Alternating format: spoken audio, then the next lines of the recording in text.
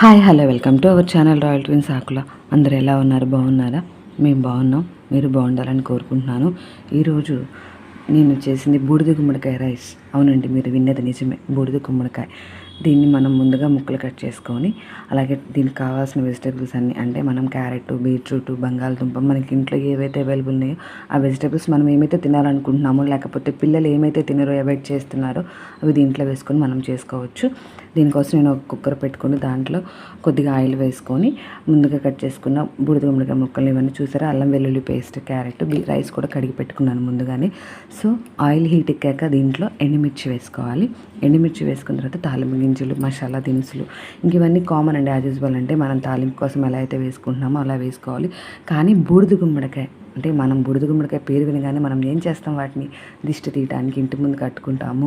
లేకపోతే చాలామంది బూడిద గుమ్మడికాయ హల్వా చేస్తారు, అలాగే లేకపోతే కొంతమంది వడియాలు పెట్టుకుంటారు. సో ఇలా. కానీ బూడిద గుమ్మడికాయ రైస్ ఎప్పుడైనా విన్నారా? మీకేమైనా రెసిపీ తెలిస్తే నాకు కామెంట్ బాక్స్లో కామెంట్ చేయండి.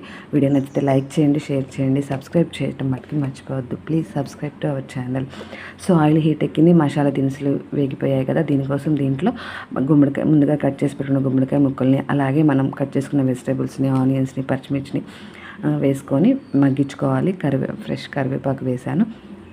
మగ్గించుకున్న తర్వాత కల్లుప్పు, అంటే ముక్క కొంచెం తొందరగా మగ్గటానికని ఉప్పు, పసుపు ఇప్పుడే వేసేస్తున్నానండి.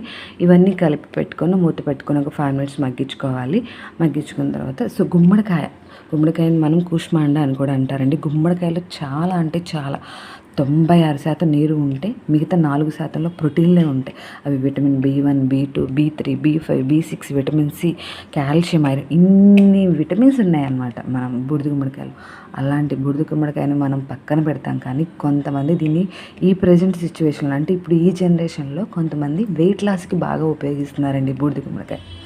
పొద్దున్నే బూడిద గుమ్మడికాయ జ్యూస్ తాగుతున్నారు, ఒక గ్లాస్ అలా చేసుకొని, చాలా మంచిది. బూడిద గుమ్మడికాయ తినటం వల్ల మనకి గ్యాస్ ప్రాబ్లం తగ్గుతుంది, అంటే ఎసిడిటీ ప్రాబ్లం తగ్గుతుంది. అలాగే ఇది మనకి మంచి బ్యాక్టీరియా, అంటే మన లోపల బ్యాక్టీరియాని మంచి బ్యాక్టీరియాని ఉత్పత్తి చేస్తుంది అనమాట. అంటే యాంటీ ఆక్సిడెంట్లుగా పనిచేయడానికి ఉపయోగపడుతుంది. ఇది డైజెషన్ కూడా చాలా ఈజీగా ఉంటుందండి.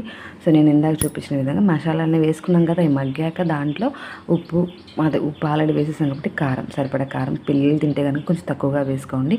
దీంట్లో మీ ఇష్టం. ఇప్పుడు పెట్టేటప్పుడు సరిపడా బియ్యం వేసుకున్నాక, ముక్కలన్నీ మగ్గాక బియ్యం వేసుకున్నాను, దాంట్లో సరిపడా వాటర్ పోసుకున్నాను. కొలతలేం లేవండి, నేను నార్మల్గా వేసేస్తున్నాను.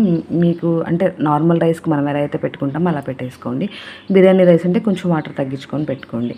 సో 3 విజిల్స్ రావాలి. ఇప్పుడు మనం మూత పెట్టేటప్పుడే కొంచెం కారం, ఉప్పు కారం అడ్జస్ట్ చేసుకుంటే సరిపోతుంది. కావాలంటే మీరు లెమన్ పిండుకోవచ్చు.